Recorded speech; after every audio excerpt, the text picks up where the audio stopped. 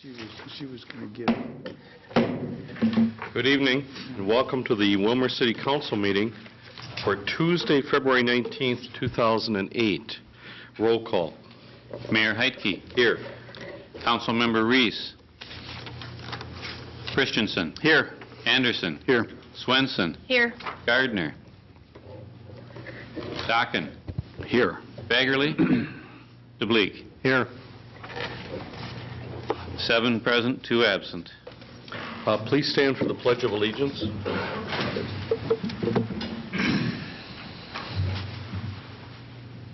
I pledge allegiance to the flag of the United States of America and to the republic for which it stands, one nation under God, indivisible, with liberty and justice for all. Good evening and welcome to this council meeting. Tonight we have one public scheduled hearing and then 3 committee reports and some other discussion. First of all, I ask council members if there's any additions or deletions to the agenda. Councilmember Anderson. Mr. Mayor, I think we need to add announcement of committee dates that's not listed on the agenda. All right. Committee dates. Anyone else? Councilmember Dockin? Are we under miscellany? That'll be under miscellany, yes. Okay. I want to make a couple of comments about some testimony that I've been asked to give at the state legislature on Thursday, 21st of February, concerning a siting of a veterans home in Willmar. All right. Anything else? If not, we'll move then to the consent agenda. Move to approve. Second. We have a motion and a second for the consent agenda. Tonight, that includes the minutes of the last City Council meeting on February 4th, the Council work session minutes of both January 24th and February 13th, the Utilities Commission minutes of February 11th, the Planning Commission minutes of February 13th, the Building Inspection Report for the month of January, the HRA minutes of January 15th, and we have some mayoral appointment for the council to consider. One is Mr. Paul Borgerding for the Planning Commission, and let me find. Paul is the branch manager at North American State Bank. He's a member of the YMCA Board of Directors, a member of the Chamber of Commerce, St. Mary's Catholic Church. He's married with 2 children, lives on Eagle Ridge Drive West. The second one is Mr. Lowell Fostervold for the Police Civil Service Commission. Lowell lives on Terrace Drive in southwest Willmar. He's married with 2 adult children and 2 grandchildren. He's retired from Ridgewater College, where he was a department instructor in the parts merchandising department. And he told me that he had been always involved in interviewing new staff out there. He's a member of the Ridgewater Foundation Committee. He spent 27 years in the Minnesota National Guard, retired as a Master Sergeant E8 classification, member of Calvary Church, and the current chair, and has been the chair for the last 4 years, of People on Watch. The next one is the Municipal Utilities Commission, Mr. Steve Salzar, and that information just came in this afternoon. Let me share it with the council. Steve is the general manager of Midwest Technology Campus. He's in charge of all the grounds, all the buildings, all the services on the campus of the Midwest Technology. He's married. His wife's name is Ann. They have a 5-year-old son. He lives on 19th Street Northwest. He's originally from Aberdeen, and in Aberdeen he was very active in the city out there. He had served 14 years on the HRA board, 8 years on the City Planning Commission in Aberdeen, 2 years as a chairperson, and now he's on the Economic Development Commission here in Willmar and Kansas County on the Marketing Committee. And just as I was leaving tonight, I had a chance to catch up with Mr. Ross Magnuson, who I'm recommending be appointed to the Zoning Appeals Board. Ross works at North American Bank. He lives on Hanson Drive Southwest. He was born and raised in Willmar. a member of Vingie Lutheran Church. He's a member of the board of the United Way, the member of the board of Junior Achievement. He's on the Finance and Fundraising Committee of the YMCA. His wife's name is Kelly. They have 3 small children. That's Ross Magnuson, Zoning Appeals Committee. So I'd like to present those to the council, and if you wish, you can ratify and appoint them tonight, or if you wish to wait, you can do that also. Would anybody like to make any comments? Councilmember Dockin. Thank you, Mr. Mayor. I'll move to approve the appointments. Second. We have a motion and a second to appoint these 4 citizens to various city committees as just presented. Any other comment about that? Councilmember Christensen. Thank you, Mr. Mayor. Do we know or have any idea how long these people have been residents of Willmar? Well,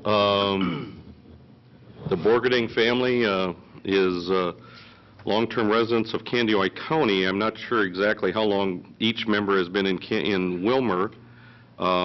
They started the bank in Belgrade or Bruton 120 years ago. And, you know, through the years, some of them have lived in Willmar, some have lived in the county. Lowell Fostervold taught at the college for 33 years. I didn't ask him how many years he lived in Willmar. Steve Salzar has been in the community about over 2 years. He came when the Midwest Technology Campus was put together. Who am I missing? Oh, Ross Magnuson. He was born and raised in Willmar. He went off to college and he came back to Willmar.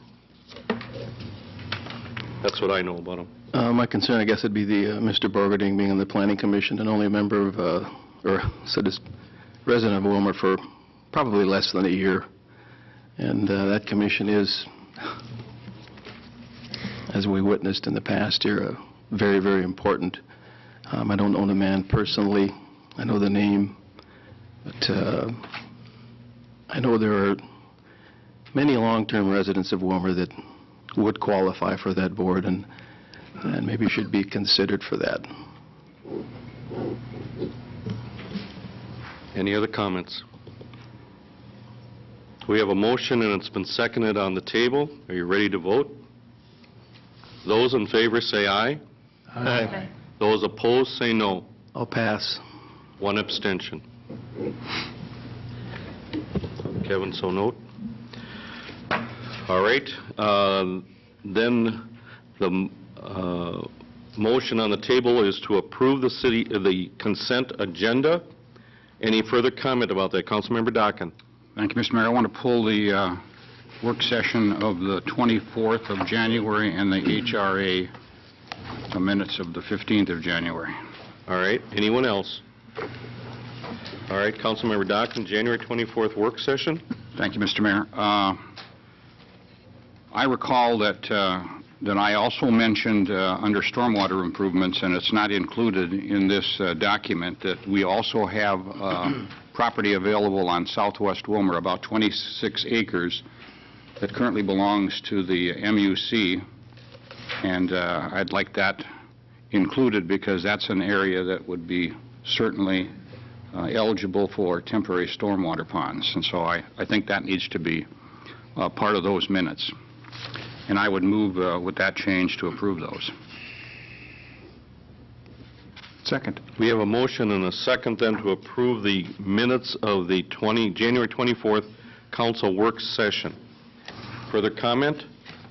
Those in favor say aye. Aye. Opposed? Carried. Councilmember Dockin on the Housing and Redevelopment Authority.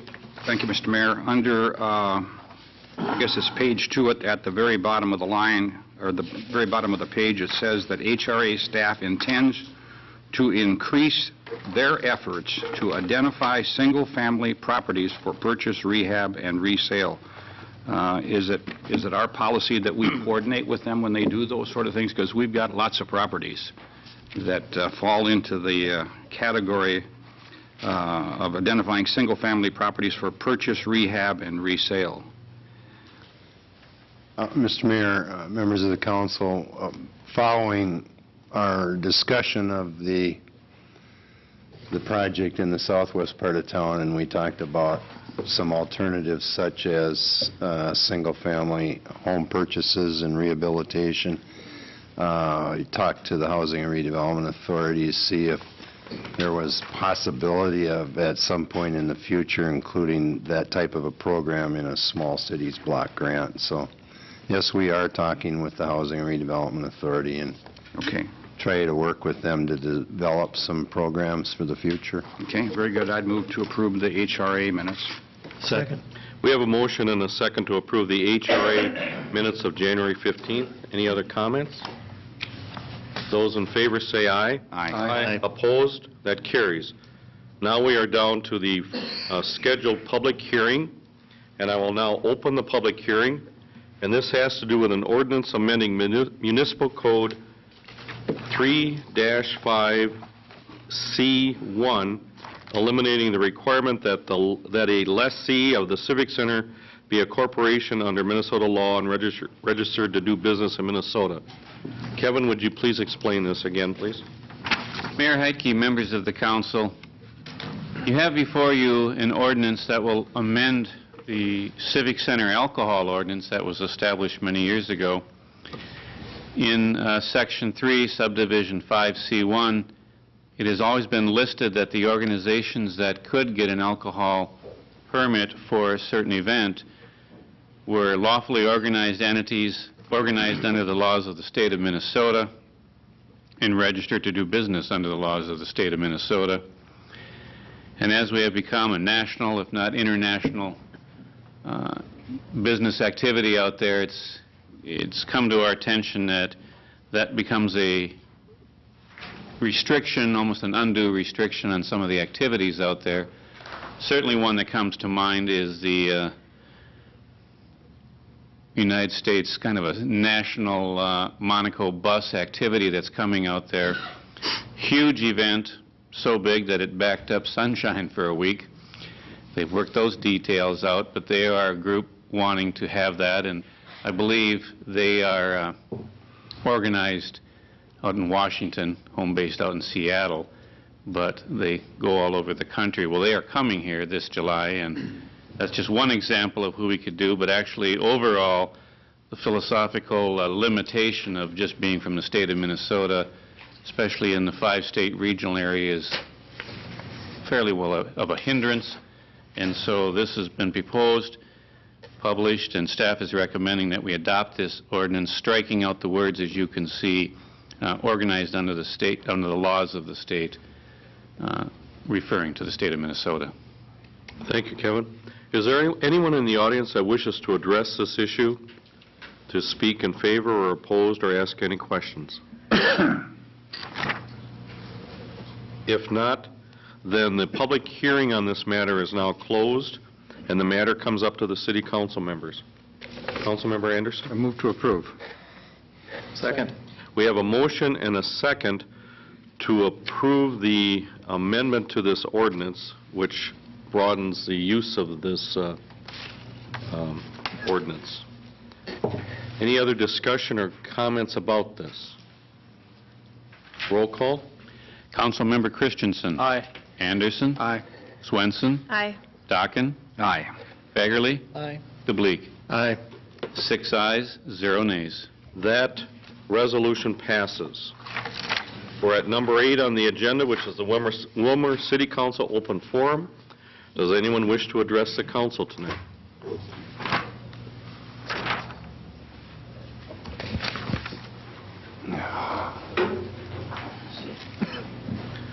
Welcome, John. Thank you, Mr. Mayor, members of the council. My name is John Sullivan, 508 Southeast 13th Street.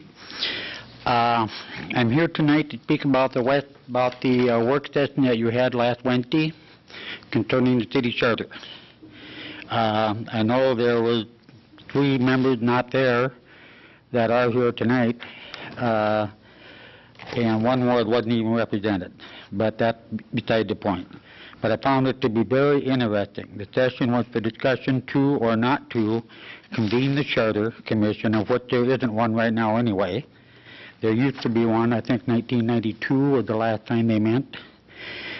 And the reason for this meeting, workshop, was because of a resolution that was submitted by the MUC in a letter that you received from Rice Hospital Board requesting an extension onto their term from the current 2 3-year term to 3 3-year terms.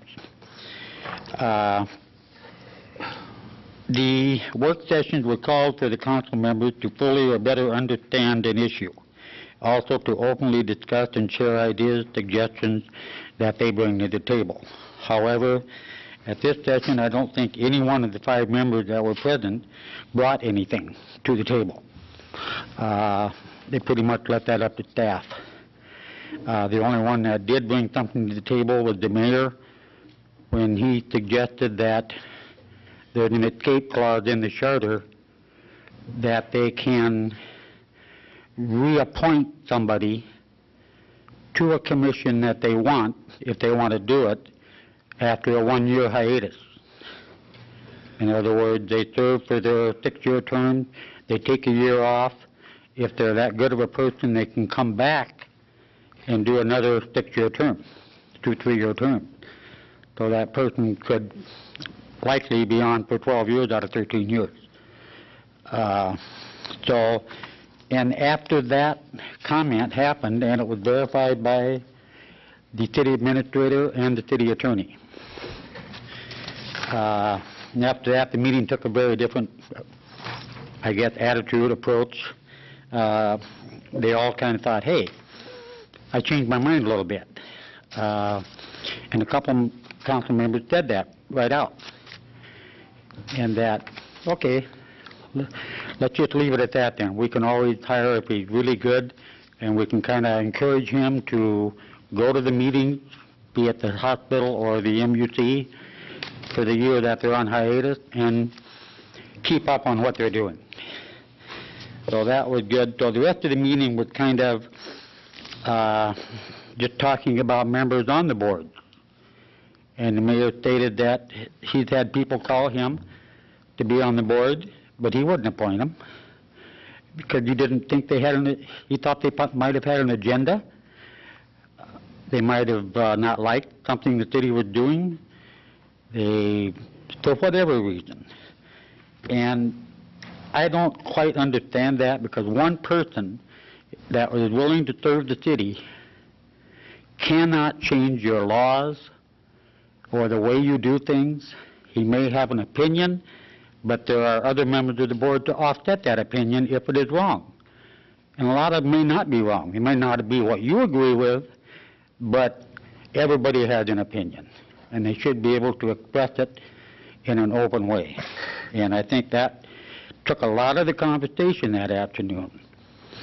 And I want to get to the gist of what I have, is that what you did was wrong. And I'm going to tell you why. Because, yes, you can replace a councilman under Article 1, Article 2, that you can replace the councilman in the council section to a paid or a non-paid position in the city after a 1-year hiatus from being a councilman. On the other hand, under Article 4, Section 404 and 405, it states explicitly under Subdivision 1, no member shall serve more than 2 consecutive terms on the board, period. It does not say. Section 1 does say a hiatus for council members, but not for appointed board members. Now, I did some research. The city of Hutchinson likes to have that option, which is a great deal for the MUC and for the hospital board, because those people are learned, a lot smarter than I am, a lot smarter than I'll ever be. But Hutchinson had that written into their charter, that after a 1-year hiatus, they could be reappointed. And all of the other cities that I looked at go 5 years, 2 5-year terms. And then they can sit out 1 year and be reappointed for another 5-year term. Now, that's the way I read the current charter, and I read it thoroughly. And I don't know if any of you council members that were there took the charter home and read it. I'm doubting it because nobody wanted to pull it. And I just think you did something wrong. And I guess I'm just willing to point it out because, unfortunately, this is the only venue a citizen has to talk to you as a group. Bruce Bleak will let me talk at his committee meetings and to old Dennis once in a while, but pretty much other than that, I'm pretty well shut up. So this, and I hate to do it this way, because this shouldn't have been brought out this way. I could have written you a letter and brought it out, but you don't answer my letters anyway. And some of the ones I send to the city, you don't get. So that's my point, and that's why I'm here. I think you did something wrong, and I think it is illegal. I noticed that the city charter, I tried to talk to Mick after the meeting, and he said he didn't want to argue with me. But under the city charter code in the state constitution or the state laws, under I think it's 4.10 or 4.105, once the charter committee has been appointed, it shall meet once a year. I don't think shall means maybe. I don't think shall means that the whim of the city administrator or the council, but they shall meet once a year. If they have no business, that's fine. But if they do, all they do is send the minute, no new business, no old business, sign it, send the minute off to the district judge. That's all they have to do. 5-minute meeting. But it shall be every year. And I'm disappointed that you don't read these things. You depend on somebody, and I shouldn't be the one you depend on.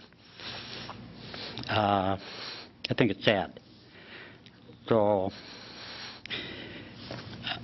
I don't know. I'll leave it up to you. But I think you should correct it. Does anyone else wish to address the council tonight?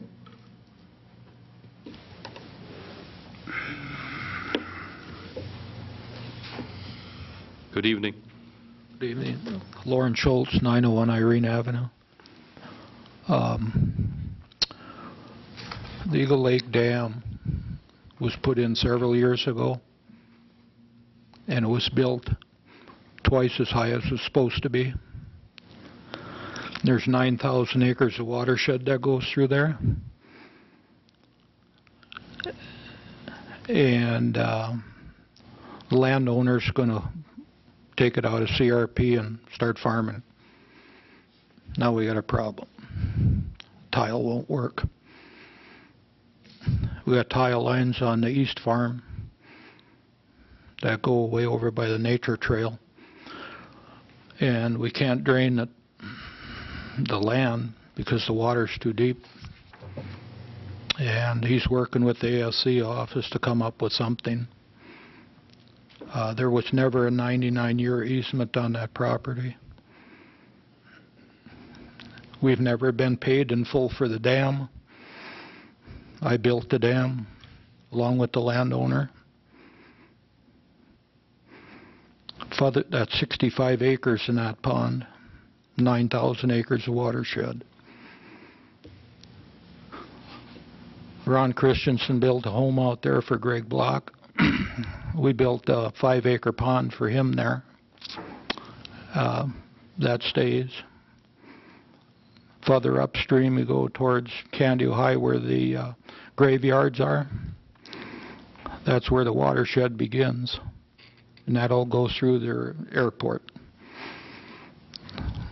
And the easements on that property aren't held by the landowner. They're held by the next door neighbor. When I built dikes on that property, I had to take some back out to satisfy him because he holds all the water easements on that other property south of him, where all the water goes. When the water goes over the Eagle Lake Dam, when it rains a lot, about 2.5 feet.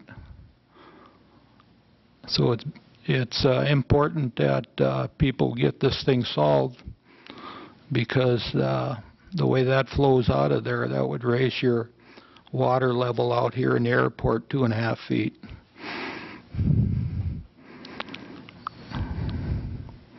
and so on. So that's what the landowner called me and asked me to work up a bill for the remaining bill for the dam. It's about 18 years old now. So we get that straightened out. He's already talked to the senators about it, Al Junkie and Joe Gimsey. And there is some talk about paying the landowners for wetlands on a trade, but we're behind about 18 years, and we'd like to get something done on it. But that might affect you guys, whatever you do out here. Thank you. Thank you, Lowell, or Lauren. Mick, are you at all cognizant of this situation? Can you look into that at your discretion? Sure. All right. Anyone else wish to address the council tonight? All right. We will move on in the agenda to the Community Development Committee report of February 7th. Councilmember DeBleek. Yep. Thank you, Mr. Mayor. First item on our agenda was the Housing Task Force. We're updated by staff on the efforts to amend the ordinances in accordance with the Housing Task Force recommendations. Staff is working with the City Attorney and the Planning Commission to draft the amendments, and is anticipated that the amended ordinances will be available for review and action by the end of March. There was discussion about compliance issues, and one of the suggestions made was that volunteers be used to make contact in neighborhoods and note violations. The ideas will be further discussed at COP meetings by council members. Item number 2, the comprehensive plan. Staff informed the committee that the agreement between Mid-Minnesota Development Commission for the Comprehensive Plan Update Services had been signed, and Mid-Minnesota staff is packaging the plan and working on the update of a number of sections. They will also be preparing the maps that will be part of the comprehensive plan, and it is expected that the draft of the plan will be available for public review and hearing by late March to mid-April. Item number 3, we discussed residential stormwater controls. We discussed at length the issue of stormwater controls and new residential development. Several members of the committee encouraged the use of rain gardens on individual properties. It was also suggested that rain gardens be incorporated into future city right-of-way projects, and one concern was that they be made identified to avoid complaints about weeds with respect to the rain gardens and right-of-ways. Several issues were discussed, include maintenance of rain gardens serving as an obstruction to the installation or repair of infrastructure. Rain barrels were also noted as another option to put on private property. It was suggested that staff review existing ordinance for conflicts with rain gardens and weed and grass violations. John Sullivan suggested that rain gardens be developed on public properties. He suggested the triangle at the intersection of Benson Avenue and Highway 12 bypass, which was acquired by the city a year ago. Mr. Sullivan suggested also that the city participate in a national flood insurance program, and the committee's response was the flood-prone areas of Willmar were not designated flood zones. Laura Becker stated that the national flood insurance program is not always effective in dealing with the results of flooding. It was consensus of the committee that the flood insurance matter should be raised at the Public Works Committee. Item number 4, staff presented information about the Willmar Lakes Area Chamber of Commerce Buy Into the Lakes Area program. This is a program at which the Willmar businesses are asked to increase their local spending in order to retain dollars in the Willmar community. Staff stated that had looked into the program but was reluctant to sign a pledge. Rather, staff will continue to buy locally when possible. And number 5, several miscellaneous items were discussed by the committee, including population estimates, mobile home conditions, and low to moderate income housing. There were no further business. The committee adjourned at 6 p.m. There are no questions. A motion to file the minutes. Second. We have a motion and a second to file these minutes. Any comments? Councilmember Dockin. Thank you, Mr. Mayor. I have a question for our city attorney.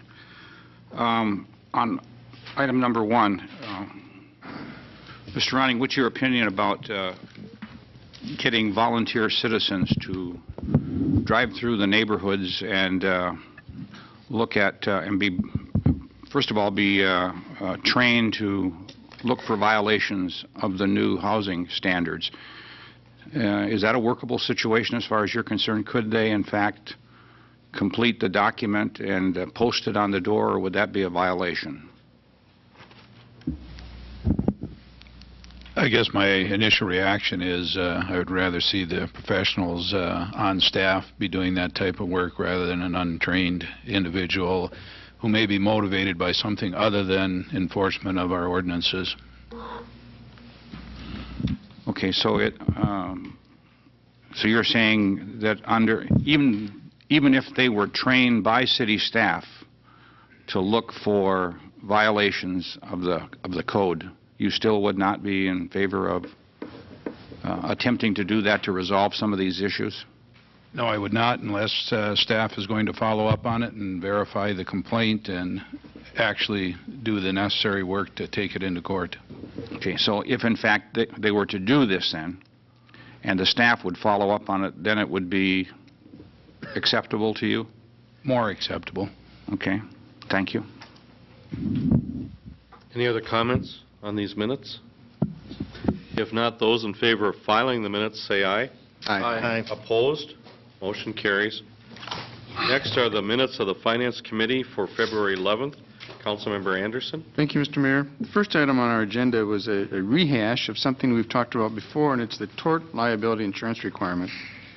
Clerk Halliday reviewed with us the current policy for permitting various event sponsors to provide proof of insurance for general liability coverage up to the maximum municipal tort liability limits, which had been $1 million but was increased in 2008 to $1,200,000.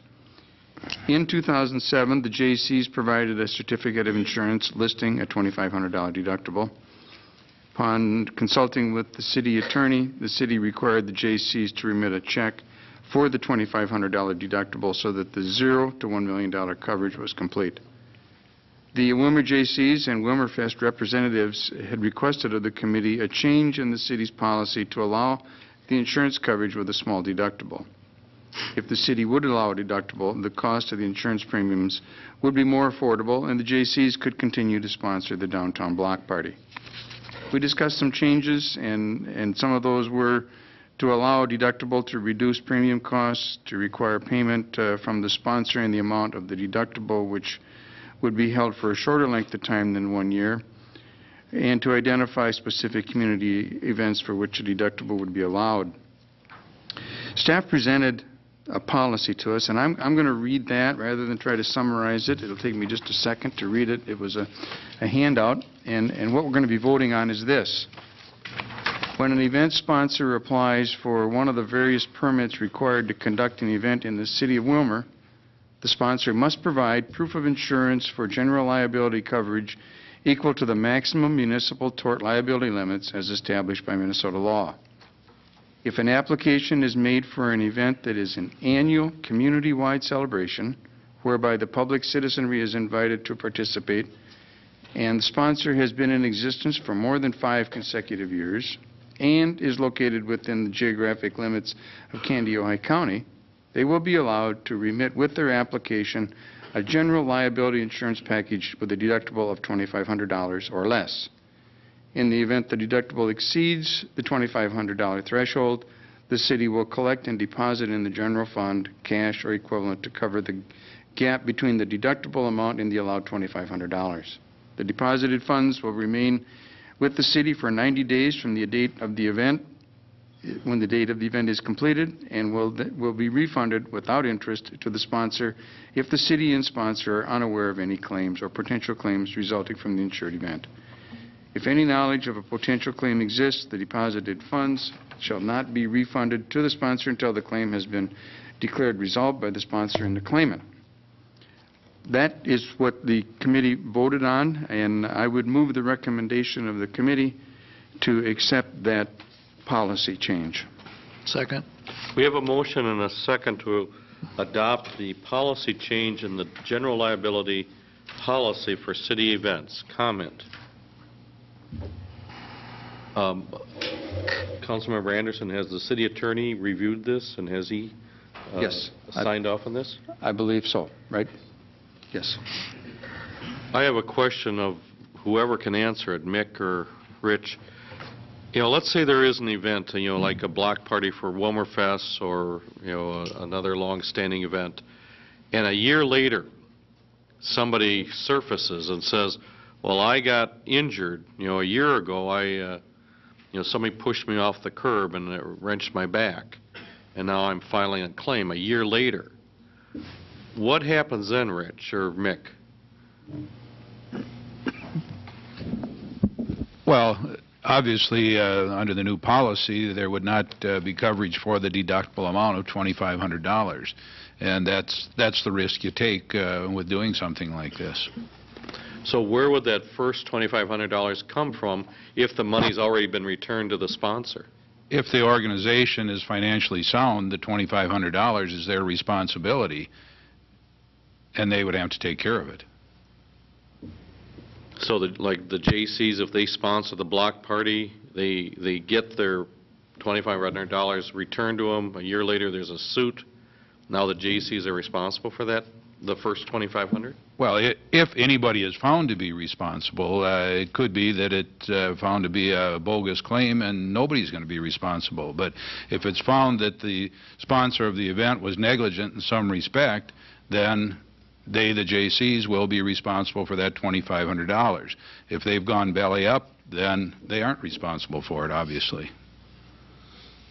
I think we all understand that sometimes to fight that situation or to say we're not guilty of negligence, you incur legal costs. And so the agency is also responsible for those legal costs, right? If Correct. they have an attorney who represents them? Correct. All right.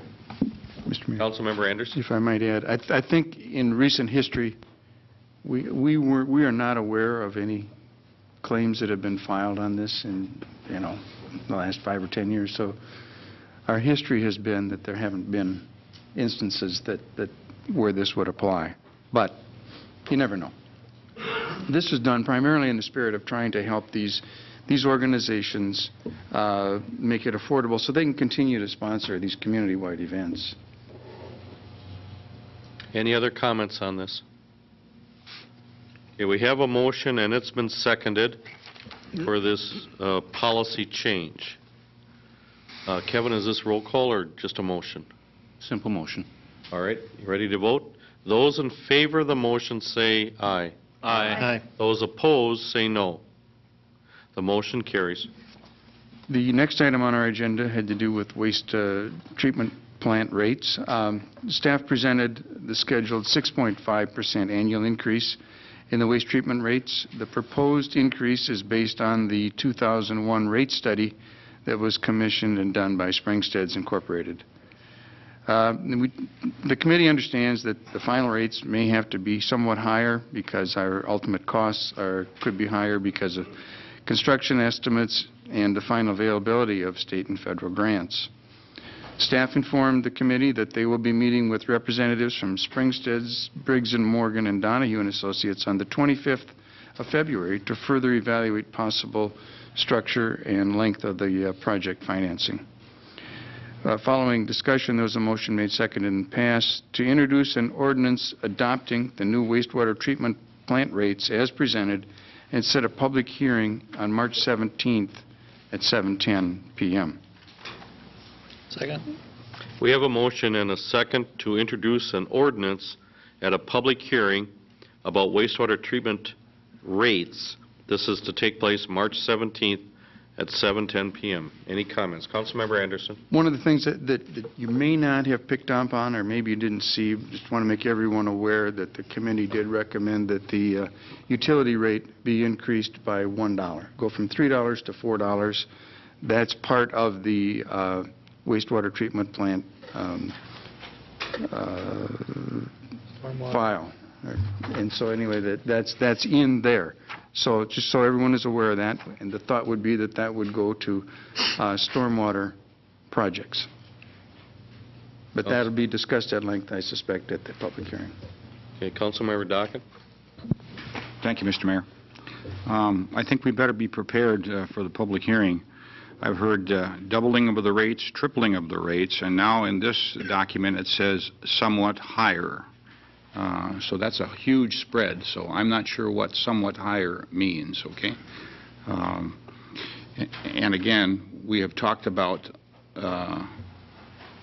extending the payoff on this treatment plant longer so that those that pay, starting in 2010, don't pay double and triple the amount that those that will be paying toward the end of it, okay? And I understand that they're going to be talking about that at the 25th of February, but I'm not sure what somewhat higher means. Who's talking about doubling and tripling rates? That's been stated, Mr. Mayor. Not at a city council meeting. Absolutely. Mr. Mayor, members of the council, I think that if you go back to the facilities plan, there were some projections in there which would essentially double the rates in what we were portraying as a worst-case scenario. I thought we had talked about rates going up like 6.5% a year for many years. In the 2000 rate study, it was recommended by Springstead that we increase our rates by 6.35 or 6.34% a year through, I think, the year 2010. Right. And the goal there, or the intent of that, was to, I guess, soften the blow, for lack of a better description, of any large one-time increases resulting from the sale of the bonds. But you have to go back to 2000 and recognize that we were talking about some significantly different numbers at the time. Okay. Nevertheless, we are meeting with Springstead and our bond council next week to talk about a way in which we can structure the new debt service over a period of time under the terms allowed by the PFA. And as Mr. Dockin pointed out, one of the things that we will be looking at is, I don't want to call it a balloon payment, but essentially that's what it would be in order to hold the rates down for the start of the project. All right. So the motion tonight is to have a public hearing on March 17th to further talk about this. Any other comments about that? Those in favor of that motion say aye. Aye. Opposed? Carried. The next item is the Southwest Minnesota Housing Partnership Revised Agreement. Staff presented a revised agreement between the City of Willmar and the Southwest Minnesota Housing Partnership. The revision primarily allows the city to use the Housing and Redevelopment Authority to oversee the deed grant. Following discussion, there was a motion made, seconded, and passed, and I will introduce a resolution authorizing the mayor and administrator to sign the agreement and as amended. Second. We have a motion and a second for a resolution that authorizes the mayor and administrator to sign the revised Southwest Minnesota Housing Partnership Agreement. Further comment? Roll call. Mr. Mayor. Oh, Councilmember Christensen. Thank you, Mr. Mayor. I wasn't at the meeting, and I've read the cooperative agreement. I didn't see any change from the last one, but where does this $350,000 go that we will be overseeing? Is it, I should say I know where it's going, but what does it actually pay for? Does it have anything to do with administrative fees that the nonprofit organization collects or that the local HRA collects? Mr. Mayor, members of the council, there were actually a couple other questions that were raised at the committee meeting the other night, and I'll try to address all of them. With regard to Mr. Christensen's question, I don't have a solid answer for you except to say that I know that the money becomes a part of the overall financing plan for the project, and it's combined with money that they receive from the Housing Finance Agency and investors. The Community Development Block Grant Program itself limits the amount of money that you can draw from any grant for administrative purposes, and I don't recall off the top of my head what that number is, but there are limits, and that's controlled by the state of Minnesota. Mr. Fagerly had asked a question at committee with regard to the 0.25% interest. The principal and the interest are deferred for a period of 30 years, at which time both are due and payable. Any revenue realized by the city of Willmar, or in this case, if you were to approve the revised agreement, would go to either the city or the Housing and Redevelopment Authority and would have to be used for eligible community development block grant activities. For example, the Housing and Redevelopment Authority over the years has really focused a lot of their programs on neighborhood revitalization or housing rehabilitation. That would be an example of an eligible activity. Mr. Fagerly also asked about property taxes, and yes, all those properties do pay taxes. Because of the nature of the project, they can apply through the city assessor's office for a different, well, it's a preferred tax status. It puts the project in a different classification, but they do, in fact, pay property taxes. The only difference between the cooperative agreement that you're considering tonight and the one that you approved previously is item number 9, which, if you look at that, I believe is the section that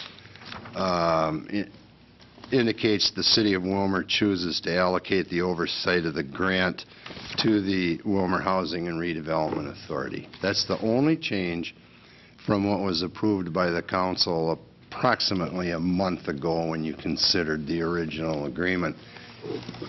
If the City Council does not prefer to amend that agreement that you approved, the project, as I understand it, would proceed on the basis of your previous approval.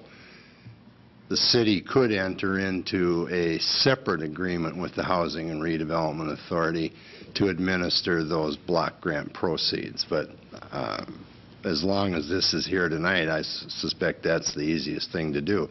As I pointed out at the committee meeting the other night, the Housing and Redevelopment Authority has administered every community development block grant that we've received over the years since the inception of the program.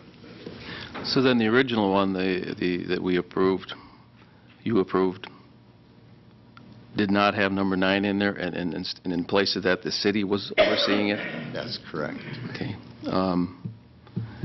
Has the city ever overseen any of these?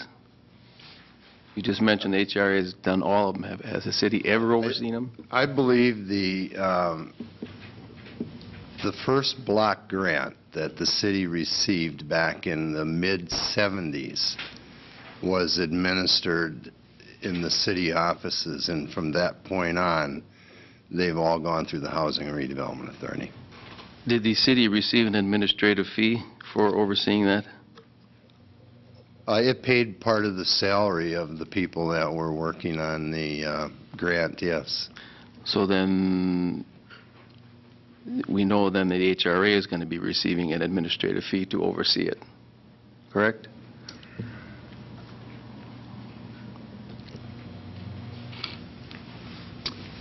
Yes, but I don't know how much. As does Southwest Minnesota Housing Partnership, receive an administrative fee. My firm belief is that I want to get to the bottom of any matter, you follow the money. And in this case, I don't think any prudent developer would pursue a project like this with as much backlash as they've had from the neighboring community. However, I believe that this nonprofit is pushing this project to us, through us, for one reason only, and that's because that nonprofit draws a huge administrative fee from this project to feed their offices. They employ more than 12 people with an administrator.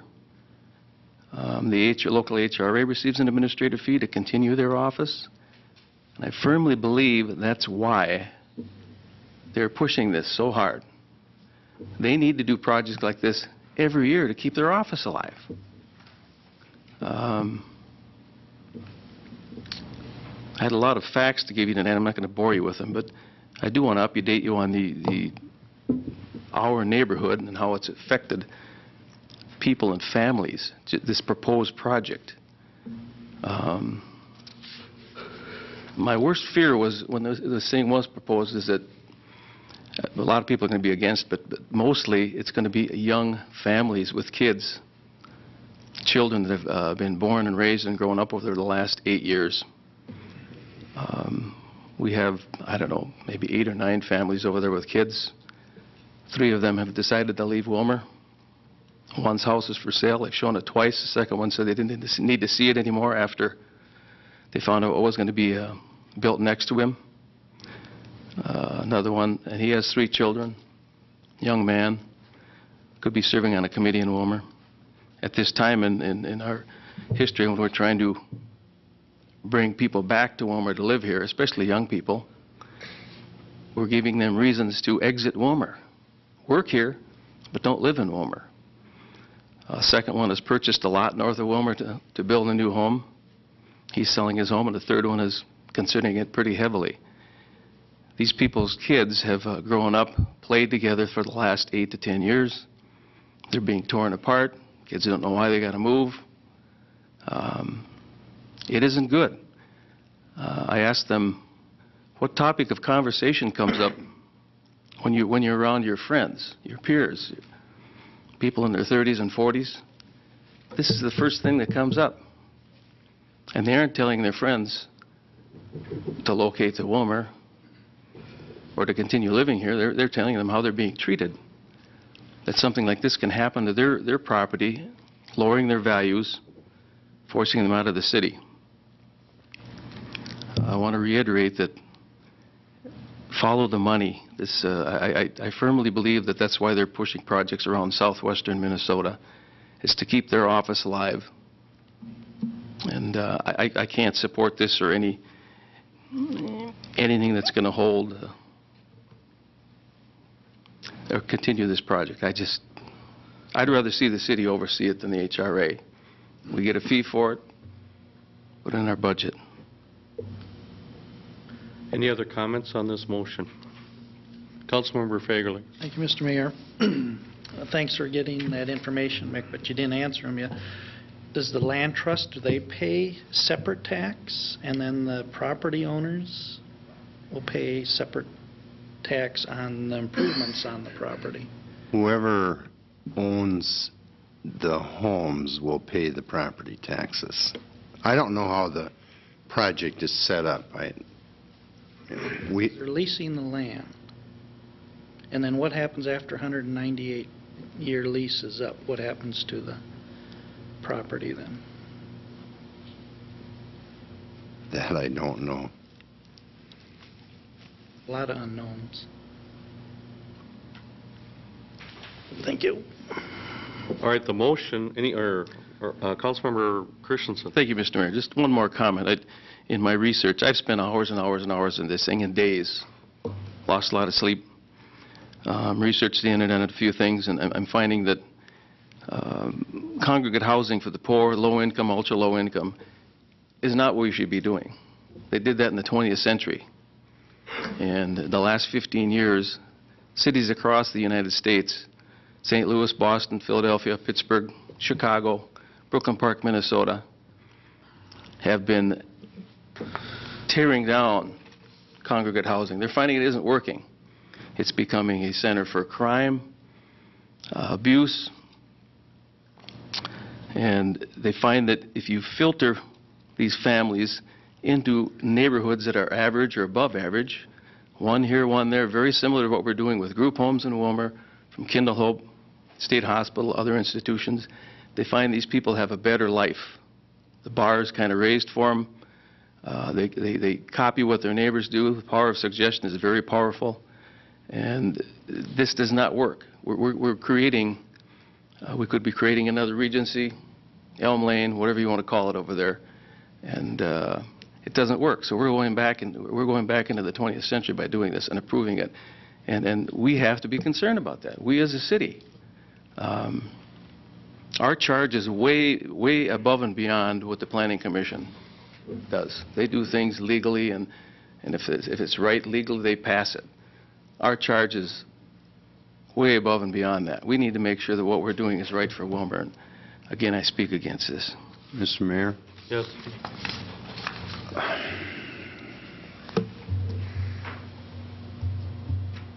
Following, the council's already approved this. And following that action, it occurred to me that the way the agreement was structured, the city was having to administer the block grant program. We have historically asked the Housing and Redevelopment Authority to do that on our behalf. There's no reason for our office to single this particular block grant out for administrative purposes. I was the one who asked that the cooperative agreement be amended to allow us to have the HRA do that. If the council doesn't approve that tonight, then our office will have to do it because the agreement is already in place. All right. I don't urge other council members to vote against this. That'll make you happier. I don't urge them to. You vote for it. I can't put my name on it. All right, time to vote. Kevin, is this a roll call vote? All right. Roll call. Councilmember Anderson. Aye. Swenson. No. Dockin. No. Baggerly. Aye. DeBleek. Aye. Christensen. Abstain. Pass. No. Mr. Mayor? Abstain? So what did you vote, Ron? Yeah. It's a tie.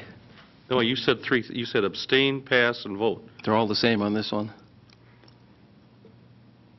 So are you abstaining? No. Well, are you voting yes or are you voting no? I'm voting no, so you can break the tie. 3 ayes, 3 nays. All right. I'll vote in favor. Shift it over to the HRA. Back to Councilmember Anderson. Thank you, Mr. Mayor. The next item on our agenda was the Mid-Minnesota Development Lease. Staff presented a lease extension with Mid-Minnesota Development Commission. The lease would extend the time the commission is leasing City Hall space for an additional 5 years, and that commences June 1st, 2008, and expires May 31, 2013. The amount of the lease would be $1,200 monthly for the first 3 years, $1,250 in the fourth year, and $1,300 in the fifth year. Following discussion, there was a motion made, second, and passed, and I would introduce a resolution authorizing the mayor and administrator to sign the lease as presented. Second. We have a motion and a second for a new lease with the Mid-Minnesota Development Commission. They are using the offices in the basement of City Hall. Further comment? Roll call. Councilmember Swenson. Aye. Dockin. Aye. Fagerly. Aye. DeBleek. Aye. Christensen. Aye. Anderson. Aye. 6 ayes, 0 nays. That resolution passes. Our final item was a fire department grant. We received a request from Chief Calvin requesting permission to the fire department to apply, accept, and expend the workplace safety grant in the amount not to exceed $3,545. The grant would help fund the mandated repair to the hose tower ladder per OSHA regulations. Following discussion, there was a motion made, seconded, and passed, and I would introduce a resolution to record, accept, and expend the workplace safety grant as described. Second. We have a motion and a second for a resolution to record, accept, and expend the workplace safety grant at the fire department. Further comment? Roll call. Councilmember Dockin. Aye. Fagerly. Aye. DeBleek. Aye. Christensen. Aye. Anderson. Aye. Swenson. Aye. 6 ayes, 0 nays. That resolution passes. Unless there's some questions, I'd move to file the minutes. Second. We have a motion and a second to file these minutes. Any comment? Those in favor say aye. Aye. Opposed? Carried. Next are the Public Works Safety Committee report for February 12th. Ron, are you taking that? Sure. Councilmember Christensen. Thank you, Mr. Mayor. Item number 1 on our agenda had to do with the 2008 improvement report. Director Odens presented for consideration the improvement report for the proposed 2008 improvements. This report included 3 segments of residential streets to be reconstructed and 1 section for mill and overlay. Major new construction included 5th Street Southeast from 600 feet south of Willmar Avenue to 19th Avenue, which is referred to as the Mall Road. Next was Pleasant View Drive Southeast from 12th to 15th Street, and the paving only of Willmar Avenue Southwest from through Highway 40 to County Road 47, and several areas of new development. The new construction also includes street lighting. The committee discussed the proposed Pheasant Run storm sewer improvements as well as the status of the signal system at 24th Avenue and 1st Street. Miscellaneous work in the report includes deck maintenance on the 1st Street Bridge, 3 areas of walk paths, and some crack sealing. Total estimated cost of these projects included in the improvement report is $3,363,300. Following some discussion, a motion was made, seconded, and passed for the following. And I will introduce this motion to approve the 2008 improvement report and order an improvement hearing for 7:02 p.m. March 3, 2008. Second. We have a motion and a second for a resolution for a public hearing on the 2008 improvement report on March 3rd. Further comment? Mr. Mayor, in order to order the improvements at the hearing requires 7 affirmative votes, and I'm just curious if any council members are planning to be absent at that meeting. If so, then we might have to schedule to a later date. Rick, are you I'll good? be gone. Rick will be gone. NASCAR. So that'll be the other 7. Anybody else going to plan on being gone? How about on March 17th? I'm gone, and I know 1 other member is gone on the 17th. Well, let's try for the 3rd, Mick. Okay. See if we can make it, if everybody shows up, except for 1 council member.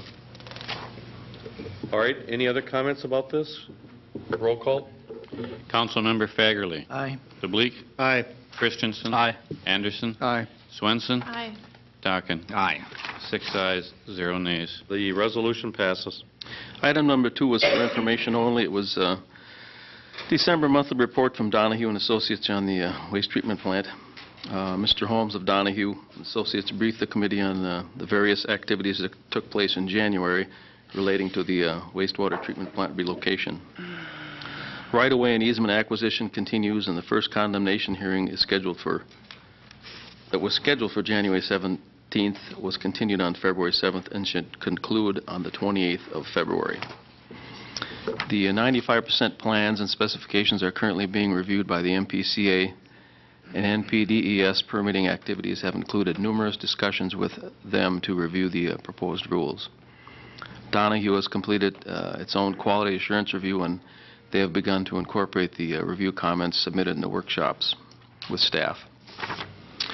Willmar's fiscal year 2009 federal funding requests are complete, and meetings are scheduled with our congressional delegation on February 13th and 14th. The Minnesota funding issues continue to be addressed. The MPCA's EAW approval letter was or has been received, and the draft wetland replacement plan and erosion control plan are complete. Item number 3. Excuse me. Sure. Craig, you were in Washington on the 13th and 14th. Can you give us an update on that trip? Mayor Heitke, members of the council, yes, we met with our congressional delegation on February 13 and 14 in Washington. We had good discussions with staff representatives of Senator Coleman's office, Senator Klobuchar's office, and Chairman Peterson's office. We presented the case for appropriation of our WRDA authorization. We have good reason to believe that our congressional delegation will pursue that aggressively for us. And as we did last year, we sought another earmark under STAG. And if you've been reading the press lately, earmarks are not terribly highly regarded, but it all depends who's asking for them. So we have good reason to believe that our congressional delegation will do what it can to see that we get funding again under the under the U.S. EPA STAG program. So I think our meetings were positive. The proof is in seeing what comes out of the appropriation sessions yet to come. So the $15 million has been authorized but not appropriated. That is correct. By authorizing, it means it has been defined by Congress as a project and put into a pool with other projects that are awaiting appropriation by Congress for delivery under the Corps of Engineers. Does anybody that you've talked to out there have any sense of a timeline on this? We believe that the appropriation cycle that affects us will be done at earliest this fall. Of 08. Of 08. Now, there are projects in this pool that date back to year 2000 that are also awaiting funding. Our project in Willmar, our project of $15 million was included among a group of 200 projects totaling approximately $1.8 billion. So we have a lot of people in that pool with us. So, or maybe Mick can help here, but what do we do until that money comes to the city of Willmar? Well, Mr. Mayor, members of the council, I think in structuring our financing program, don't plan on that ever happening, quite frankly. That's how we have to start out, I think. The earliest, if this fall is the earliest consideration, that's going to be 6 or 7 months beyond our expected contracting dates. And so we need to, what we're asking our congressional delegations in Washington to do is to make sure that when the time comes that we're included in an appropriations bill, it authorizes reimbursement of eligible project costs. You know, we got caught in that, up in that little bit of chaos with the airport project where we got some bond proceeds from the state for some land acquisition cost overruns, and then they said that because we had incurred those costs, we weren't eligible for that money, so we're struggling to find other ways to recover those bond proceeds. So we want to make sure that doesn't happen at the federal level. And when and if the time comes that it is made available to the city, then that would reduce our long-term capital costs for the project. Okay. Thank you, Craig. And thanks to Bruce and Craig for going out to Washington to do that work. Back to Ron. Thank you, Mr. Mayor. Item number 3 had to do with the 2008 transportation resolution. The city has received information from the Transportation Alliance asking our council to consider a resolution on transportation funding and send it to the governor and all the legislative leaders. The committee reviewed the proposed resolution, and a motion was made, seconded, and passed for the following: to adopt the resolution drafted by the Transportation Alliance, authorize staff to mail it to the governor and legislative leaders. And I guess I will introduce this resolution. Second. We have a motion and a second for a resolution for a signed resolution to be sent to the governor and legislative leaders, endorsed or drafted by the Transportation Alliance. Further comment? Roll call, or Councilmember Anderson? I did have a question. The Transportation Alliance, what is that? Who is that? Mel, you want to take a shot at that?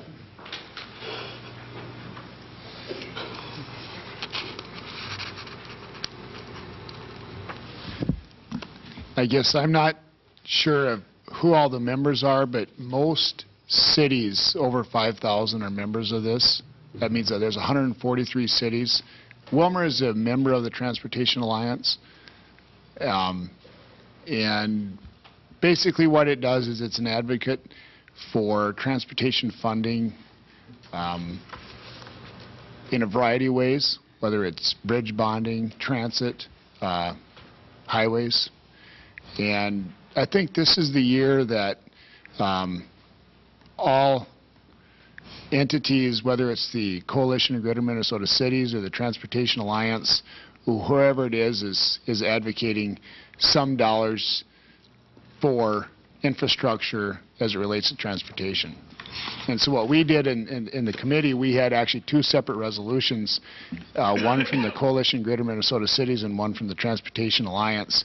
And it was the staff recommendation to look at this one because it's more of a menu of ideas to raise dollars for transportation.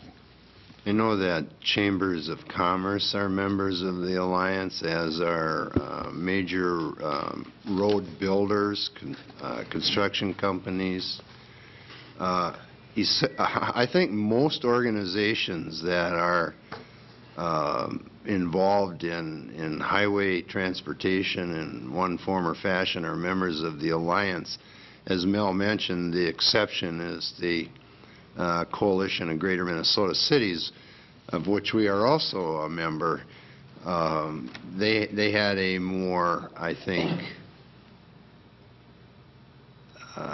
defined resolution focusing on specifics, and the committee between the two was recommending the resolution proposed by the alliance. Thank you. Any other comments? Councilmember Christensen. Thank you, Mr. Mayor. I know we don't receive too many of these requests, but from time to time we have in the past 5, 6, 7 years. I've never really been an advocate of us as a city signing on to these resolutions. We have elected people down there that should be doing the job. We can let them know how we feel, but 9 times out of 10, this is the one by the Transportation Alliance or Greater Minnesota Cities is advocating a gas tax and increasing it. And once again, I'm not an advocate of that. I introduced the resolution, but I have second thoughts about it here. Any other comments? Roll call. Councilmember DeBleek. Aye. Christensen. No. Anderson. Aye. Swenson. Aye. Talkin. No. And Fagerly. Aye. 4 ayes, 2 nays. The resolution passes. Item number 4 had to do with the annual bridge inspection report. This was for information only.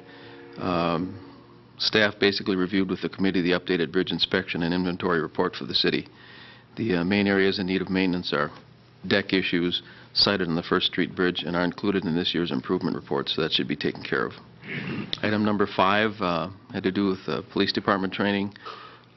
Staff had presented a contract with the state of Minnesota through Ridgewater College to provide passenger motor vehicle drug interdiction training to 12 members of our police department at a cost of $1,500. Motion was made, seconded, and passed for the following, and I will introduce this resolution to approve the contract and authorize our mayor and city administrator to sign on behalf of the city. Second.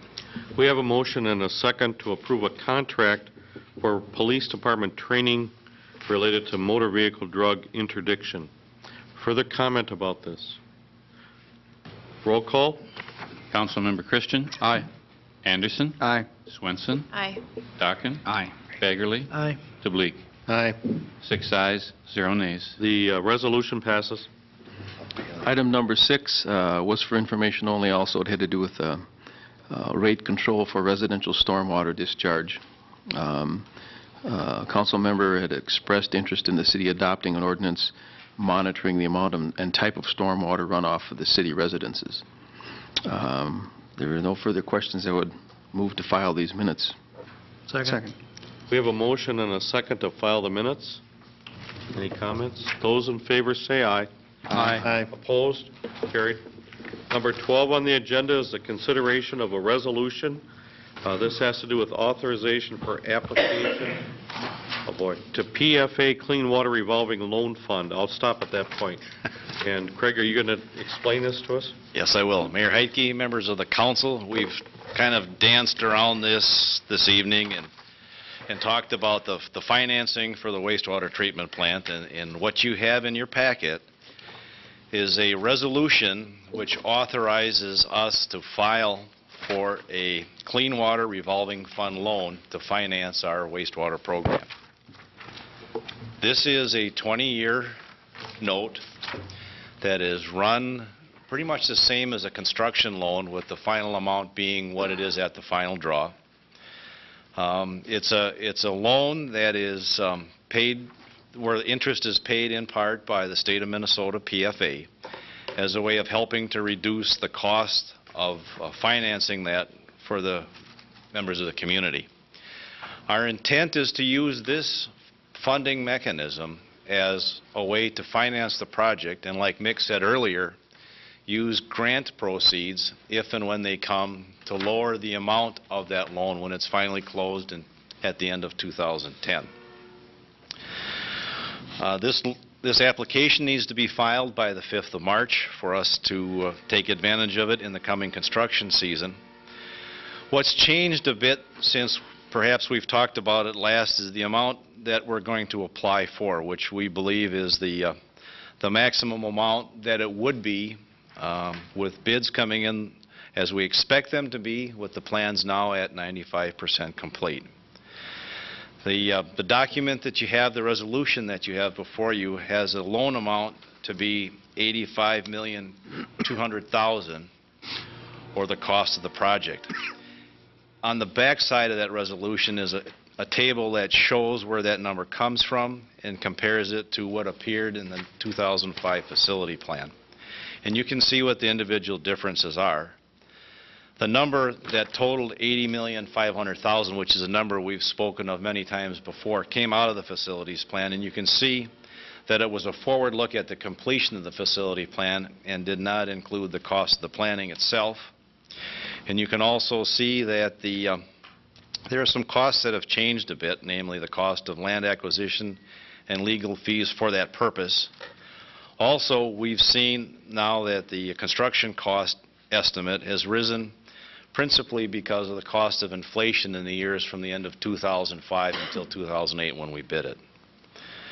So we came up with a total amount of $85,200,000.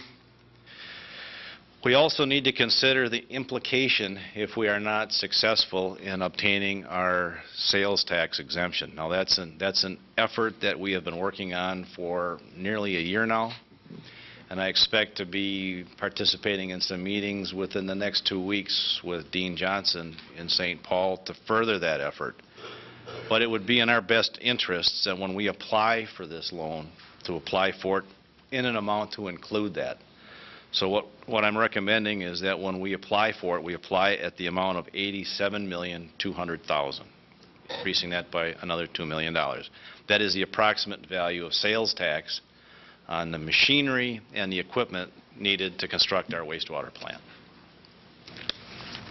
Council members, do you have any comments or questions? I have a few. Okay. This is federal money that we would get on a loan? This is state money. State money on a loan. Okay, if we got the money, let's say we were successful here and we received $87 million, what happens to the $15 million that the federal government has already authorized? This 87 is a loan that at the completion of our construction,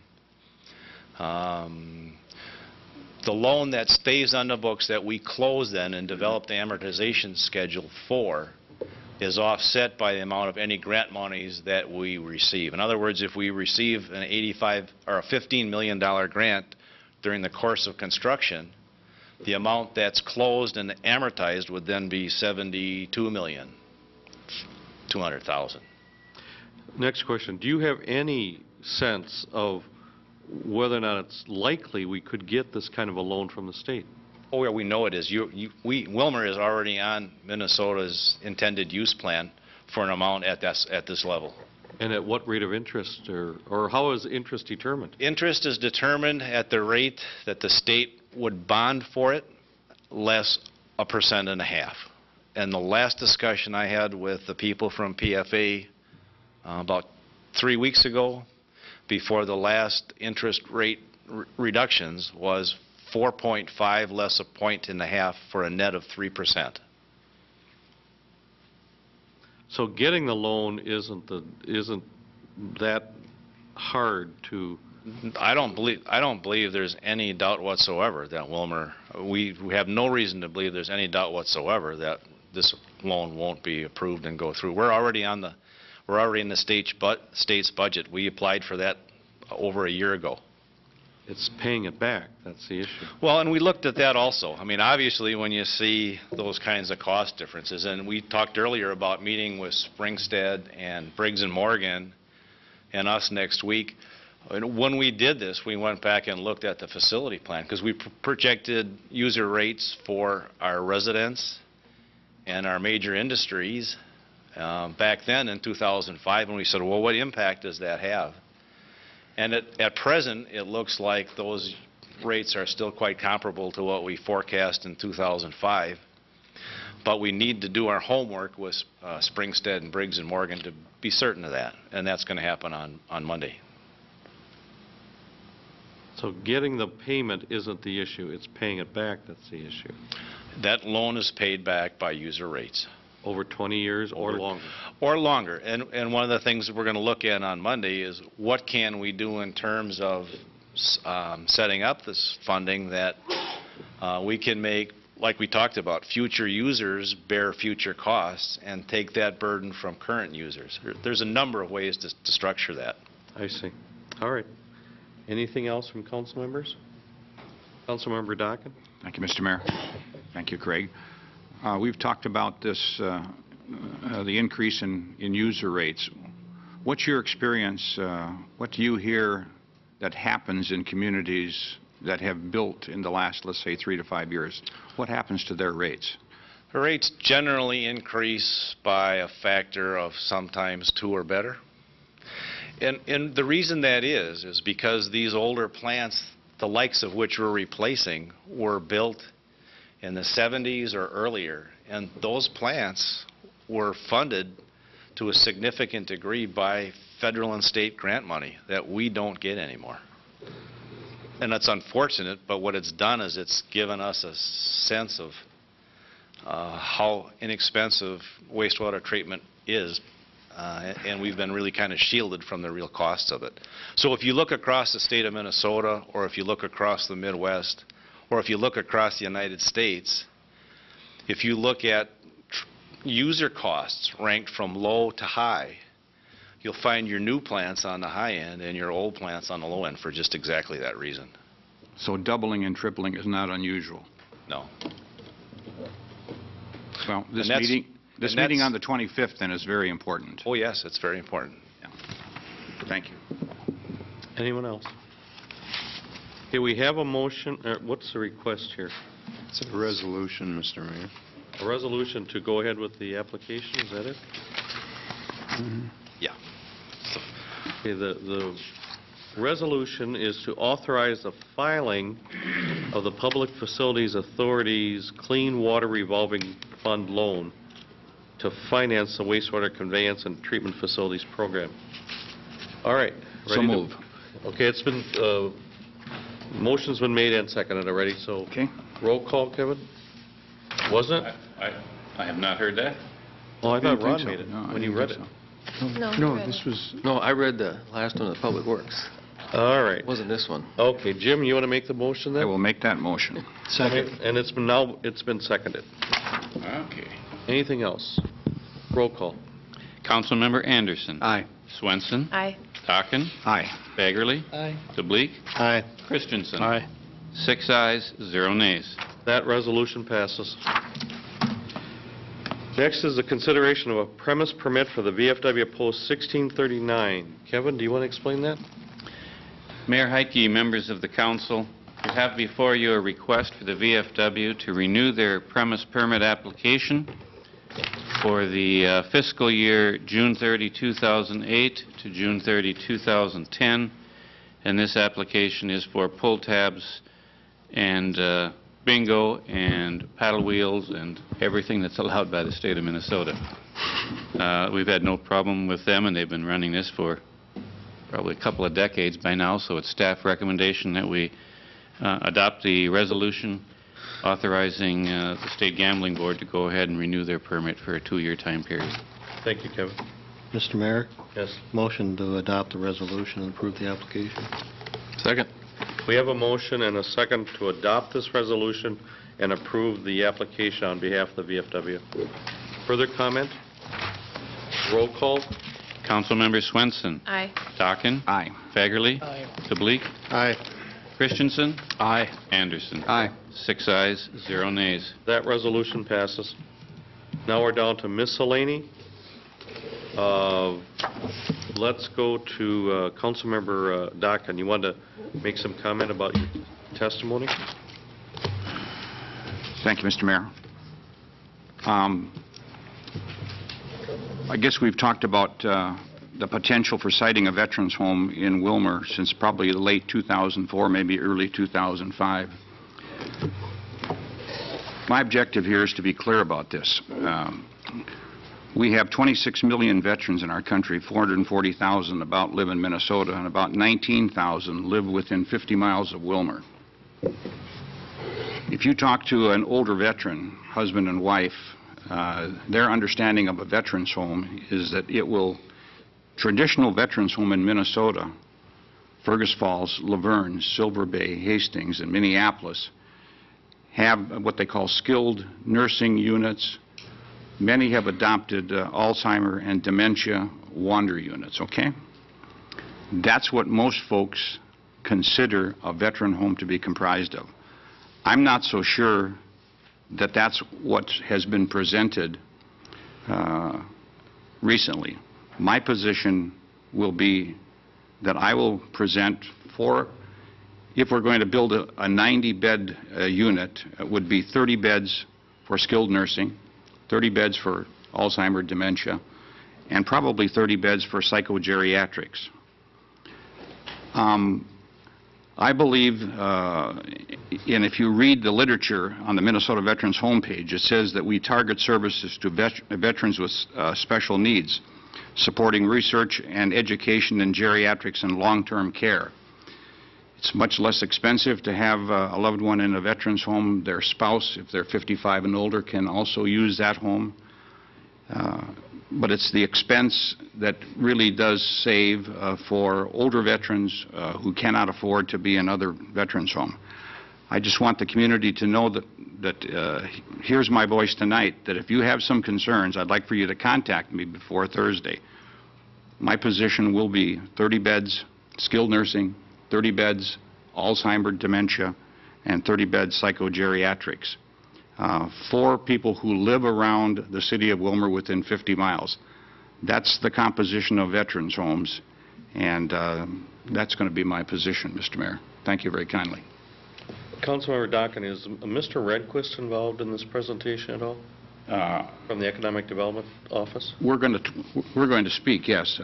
I've received a call from Senator Gimsey, and he has asked me to be part of that. Okay, so who else is speaking with you then? I have no idea, Mr. Mayor. But there are other people from Willmar? I think Mr. Rehnquist is going to be there. Okay. Okay. Any other comments about this? Go ahead, Dennis. Thank you, Mr. Mayor. And thanks, Jim, for doing that. This 30-30-30, is that different than what has been proposed, what's been talked about, up to this point? I can't answer that question. I know that that was the early discussion when Mr. Engen did the pre-design for the veterans home. Okay. Thanks. I know that Dr. Sheehan has been talking a lot around the community about developing a traumatic brain evaluation process at such a veterans home. I would hope that if he hasn't already presented at the legislature, that he might be able to have some consideration in this presentation. I know he's been down there. I just don't know when he's presented or if it's coming up or whatever. But I know he was heavily invested in this idea. All right. Well, good luck with that, Jim, and appreciate it if you'd let us know how it goes. Okay. Next are the community meetings for the City Council. Finance, Dennis? Finance is tentative. We have one item on our agenda, so we'll tentatively say Monday the 25th at 4:45. February 25th, 4:45, Finance Committee. Public Works, Public Safety. Yes, there will be a meeting on Tuesday, the 26th of February at 4:45. February 26th, 4:45. Community Development. Bruce? Be Thursday, February 28th at 4:45. February 28th, 4:45, Community Development. Does anybody know anything about the Labor Committee? Wednesday, the 27th, Mr. Mayor. Labor, February 27th. All right. I have a meeting announcement here from our police department, and that's that on Monday, February 25th at 7 p.m. at Calvary Lutheran Church is Ward 4's COPS meeting, the Community-Oriented Policing meeting, and it's held in the Friendship Room at the church, February 25th, Monday at 7 p.m. Let's see, it's a general meeting, so we'll take comment. Any other announcements to come before the council tonight? I have one announcement, and that is this Saturday is the Cultural Diversity Fair at Kennedy Elementary School. It's all day Saturday. I think it starts at 10 or 11? 11 to 5. 11 to 5. Exhibitions, dancing, music, food. Last time they had 35 different cultures there. Admission is free. You have to pay for food on the inside. Last year, I think last time they had about 4,000 visitors. They expect another equal kind of turnout. It's quite an event. Public is invited. Please take advantage of that. Anything else? If not, I'll take a motion to adjourn. So moved. Second. We have a motion to adjourn, and we are adjourned.